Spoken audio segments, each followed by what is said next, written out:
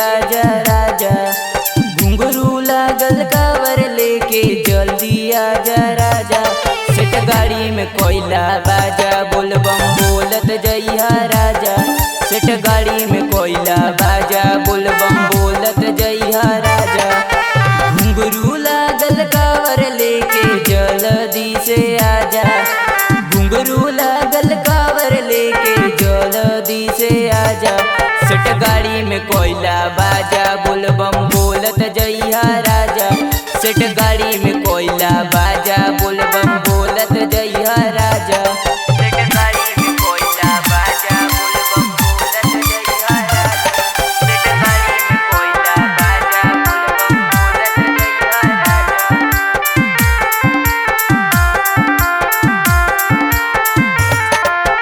सब केहू जाता रे बाबा के नगरिया।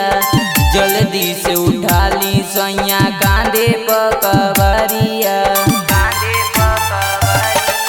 सब केहू जाता रे बाबा के नगरिया। जल्दी से उठा ली सैया कांधे पकवरिया। चूड़िया शंखा पोला ले ले अइहा ए राजा। चूड़िया शंखा पोला ले ले अइहा ए राजा। सेठ गाड़ी में कोयला बाजा बोलबम बोलत जइहा राजा। सेठ गाड़ी में कोयला बाजा बोलबम बोलत जइहा राजा। सेठ गाड़ी में कोयला बाजा बोलबम बोलत जइहा राजा। सेठ गाड़ी में कोयला बाजा बोलबम बोलत जइहा राजा। Music by Mohan Yadav।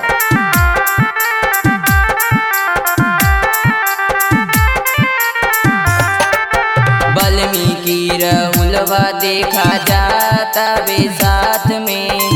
पहला सोमवारी जलवा डरिए आज रात में।